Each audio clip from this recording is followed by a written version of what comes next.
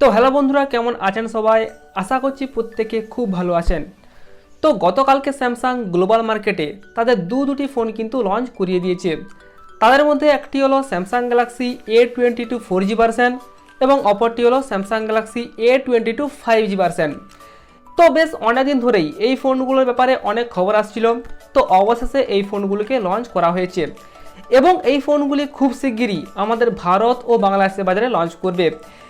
তো আজকে আমরা কথা বলবো স্যামসাং গ্যালাক্সি A22 4G এই ফোনটিকে নিয়ে, কারণ এই ফোনটিকে স্যামসাং আমাদের ভারত ও বাংলাদেশের বাজারে প্রথমে লঞ্চ করবে এবং এই ফোনটি লঞ্চ করার বেশ কিছুদিন পর স্যামসাং কিন্তু এই 5G ভেরিয়েন্টটিকে লঞ্চ করতে পারে।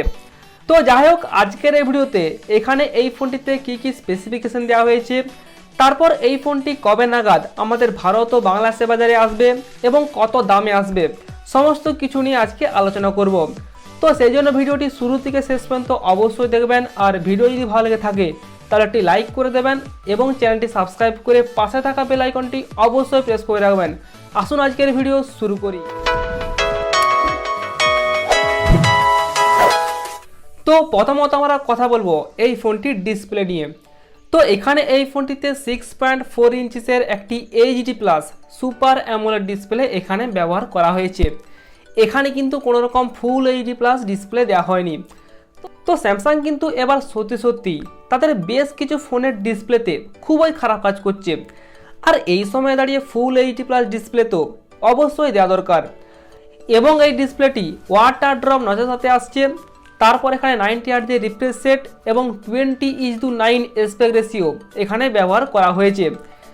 এবং এই ডিসপ্লেতে কি প্রোটেকশন ব্যবহার করা হয়েছে সেটা কিন্তু স্যামসাং এখনও পর্যন্ত উল্লেখ করেনি। তো এরপর ডিজাইন আর বিল্ড কোয়ালিটি। তো এখানে এই ফোনটির ব্যাক সাইডে অবশ্যই প্লাস্টিক ব্যাক প্যানেল ব্যবহার করা হয়েছে এবং সাইডের যে ফ্রেমটি থাকছে সেটাও কিন্তু প্লাস্টিকের। এবং এখানে এই ফোনটির ব্যাক সাইডে তেমন কোনো নতুনত্ব ডিজাইন কিন্তু ব্যবহার করা হয়নি।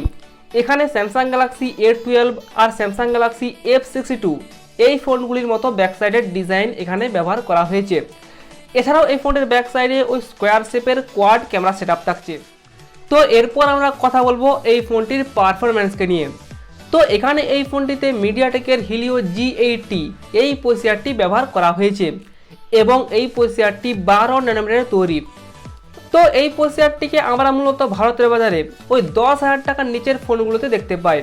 তো এই বাজেটে এই প্রসেসরটি অবশ্যই একটি পাওয়ারফুল প্রসেসর এবং আপনি যদি এখানে ডে টু ডে লাইফে নর্মাল ইউজ করেন তাহলে অবশ্যই ভালো পারফরমেন্স পেয়ে যাবেন এবং এখানে আপনারা মোটামুটি ভালোভাবে গেমিংও করতে পারবেন। তবে সেক্ষেত্রে সামান্য হিটিং ইস্যু কিন্তু থাকতে পারে। তো এই ফোনটি 4GB 64GB 4GB 128GB এবং 6GB 128GB এই তিনটি র্যাম ও রম ভেরিয়েন্টে গ্লোবালি লঞ্চ করেছে এবং এখানে LPDDR4X র্যাম টাইপ ব্যবহার করা হয়েছে। তবে এখানে কিন্তু eMMC 5.1 স্টোরেজ টাইপ দেওয়া হয়েছে, কারণ মিডিয়াটেকের G80 এই প্রসেসরটি কিন্তু eMMC 5.1 পর্যন্ত স্টোরেজ টাইপ সাপোর্ট করে।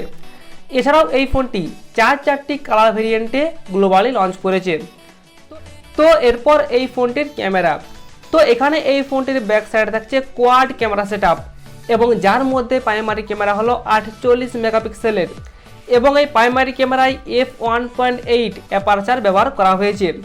এবং সবথেকে বড় ব্যাপার, এখানে এই প্রাইমারি ক্যামেরায় অপটিক্যাল ইমেজ স্টেবিলাইজেশন দেওয়া হয়েছে। তো এটা কিন্তু অবশ্যই একটি ভালো ব্যাপার। এবং এর সাথে এখানে 8 মেগাপিক্সেলের আলট্রা ওয়াইড অ্যাঙ্গেল লেন্স, তারপর 2 মেগাপিক্সেল করে একটি ম্যাক্রো আর একটি ডেপথ সেন্সার ব্যবহার করা হয়েছে। এবং এই ফোনটির ফ্রন্ট সাইডে থাকছে 13 মেগাপিক্সেলের একটি সেলফি ক্যামেরা এবং এই ফোনটির ব্যাক সাইড আর ফ্রন্ট সাইডের ক্যামেরা দিয়ে আপ টু 1080p পর্যন্ত আপনারা ভিডিও রেকর্ড করতে পারবেন। তো এরপর যদি আমরা এই ফোনটির ব্যাটারি সেগমেন্ট দেখি তাহলে এখানে এই ফোনটিতে 5000 mAh একটি বড় ব্যাটারি ব্যবহার করা হয়েছে এবং তার সাথে 15 ওয়াটের একটি নর্মাল চার্জার আপনি আউট অফ দ্য বক্স পেয়ে যাবেন। এবং এই ফোনটিতে সফটওয়্যার হিসেবে এখানে স্যামসাংয়ের One UI 3.0 অপটিমাইজেশন আপনারা কিন্তু পেয়ে যাবেন এবং এই ফোনটি কিন্তু রান করবে Android 11 উপর। এছাড়াও এই ফোনটিতে সাইড মাউন্টেড ফিঙ্গারপ্রিন্ট সেন্সর এখানে ব্যবহার করা হয়েছে এবং এখানে ফেস আনলকের সুবিধা তো অবশ্যই থাকছে। এবং এর সাথে এখানে dedicated microSD card slot, 3.5mm headphone Jack এবং টাইপ সি পোর্ট ব্যবহার করা হয়েছে। তবে এখানে কিন্তু কোনো রকম ডুয়াল স্টিরিও স্পিকার দেওয়া হয়নি, এখানে নর্মাল সিঙ্গেল স্পিকার থাকছে এবং এর সাথে এখানে ডলবি অ্যাটমসের সাপোর্ট থাকছে। তো এই ছিল স্যামসাং গ্যালাক্সি A22 4G এই ফোনটির সমস্ত কনফার্ম স্পেসিফিকেশন। তো ওভারঅল যদি আমরা দেখি তাহলে এখানে এই ফোনটিতে মোটামুটি একটা ভালো স্পেসিফিকেশন দেওয়া হয়েছে। তো এরপর এই ফোনটির কত দাম হতে চলেছে। তো এই ফোনটি গ্লোবালি লঞ্চ হয়েছে ঠিকই, তবে এই ফোনটির কত দাম রাখা হয়েছে সেটা কিন্তু স্যামসাং এখনও পর্যন্ত ঘোষণা করেনি। তো আশা করা হচ্ছে এই ফোনটি ভারতের বাজারে ওই 12 থেকে 13,000 রুপির প্রাইস পয়েন্টে লঞ্চ করবে এবং বাংলাদেশের বাজারে গেলে ওটি প্রায় 16 থেকে 17,000 টাকার আশেপাশে কিন্তু পাওয়া যেতে পারে। তো এরপর এই ফোনটি কবে নাগাদ লঞ্চ করতে চলেছে, তো আশা করা যায় এই ফোনটি এই মাসের শেষের দিকে কিংবা জুলাই মাসের প্রথমে ভারতের বাজারে লঞ্চ করবে এবং তারপর বাংলাদেশের বাজারে এই ফোনটি প্রথমে আনঅফিসিয়ালি পাওয়া যাবে এবং তারপর বাংলাদেশের বাজারে এই ফোনটি অফিসিয়ালিভাবে লঞ্চ করবে। তো এরপর দেখা যাক স্যামসাং কোন প্রাইস পয়েন্টে কবে নাগাদ এই ফোনটি আমাদের ভারত ও বাংলাদেশের বাজারে লঞ্চ করে।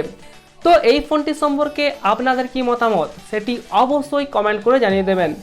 তো এই ছিল আজকের ভিডিও, আর ভিডিওটি যদি কোথাও ভালো লেগে থাকে তাহলে একটি লাইক করে দেবেন এবং চ্যানেলটি সাবস্ক্রাইব করে পাশে থাকা বেল আইকনটি অবশ্যই প্রেস করে রাখবেন। আসুন আজকের মতো এই পর্যন্তই, দেখা হচ্ছে পরের ভিডিওতে।